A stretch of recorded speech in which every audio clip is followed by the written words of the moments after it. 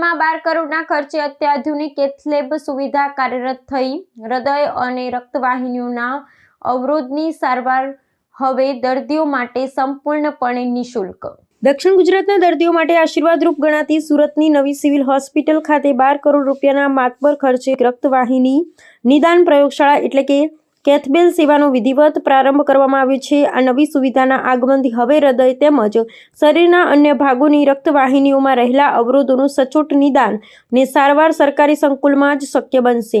રાજ્ય સરકારના આરોગ્ય વિભાગ દ્વારા સામાન્ય જનતાને ખાનગી હોસ્પિટલોના મોંઘા ખર્ચમાંથી મુક્તિ અપાવવા માટે આ મહત્વકાંક્ષી પ્રકલ્પ કાર્યરત કરવામાં આવ્યો છે। આ પ્રકલ્પની વિશેષતા એ છે કે તેમાં હૃદયની ધમનીઓથી લઈ પગની રક્તવાહિનીઓ સુધીના તમામ પ્રકારના બ્લોકેજની સારવાર નિષ્ણાત તબીબો દ્વારા કરવામાં આવશે। આરોગ્ય ક્ષેત્રના વિશ્લેષકોના મતે આધુનિક યંત્ર સામગ્રી અને નિઃશુલ્ક સારવારની આ સુવિધા ગરીબ અને મધ્યમ વર્ગના પરિવારો માટે જીવન રક્ષક સાબિત થશે। અગાઉ જટિલ શસ્ત્રક્રિયાઓ માટે દર્દીઓને અન્ય શહેરો અથવા ખાનગી સંસ્થાઓ પર નિર્ભર રહેવું પડતું હતું, પરંતુ હવે સ્થાનિક સ્તરે જ આધુનિક તકનીક ઉપલબ્ધ થતા સમય અને નાણાં બંનેની બચત થશે। આગામી સમયમાં આ કેથલેબ દ્વારા હૃદય રોગના હુમલા અને રક્તવાહિની સંબંધિત વ્યાધિઓના કિસ્સામાં ત્વરિત સારવાર પૂરી પાડવાનું આયોજન છે, જેનાથી મૃત્યુદરમાં ઘટાડો લાવી શકાશે।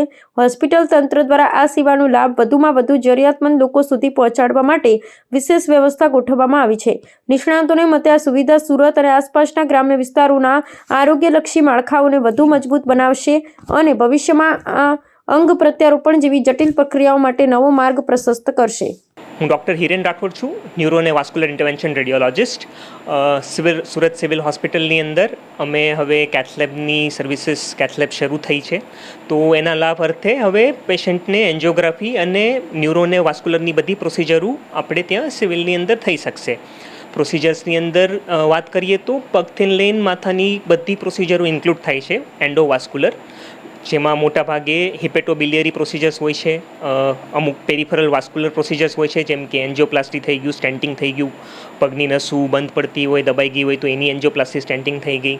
પછી અમુક રિનલ ઇન્ટરવેન્શન્સ છે કે જેની અંદર કોઈ નસની અંદર ફૂગો બન્યો છે, એન્યુરિઝમ બન્યું છે તો એનું કોઇલિંગ છે, એની માટે ફ્લો ડાયવર્ટર કે એ સર્વિસીસ છે તો એ બધું પણ શક્ય બનશે।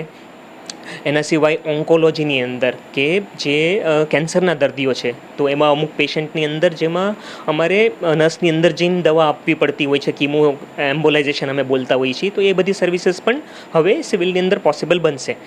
એન્ડ ટાઈમ સાથે અમે અમારું આ સ્પેક્ટ્રમ ઇન્ટરવેન્શન રેડિયોલોજીનું સ્પેક્ટ્રમ અમે વધારીને જેટલું બેસ્ટ આપી શકીએ પેશન્ટને એવું કરવાની અમારી કોશિશ રહેશે।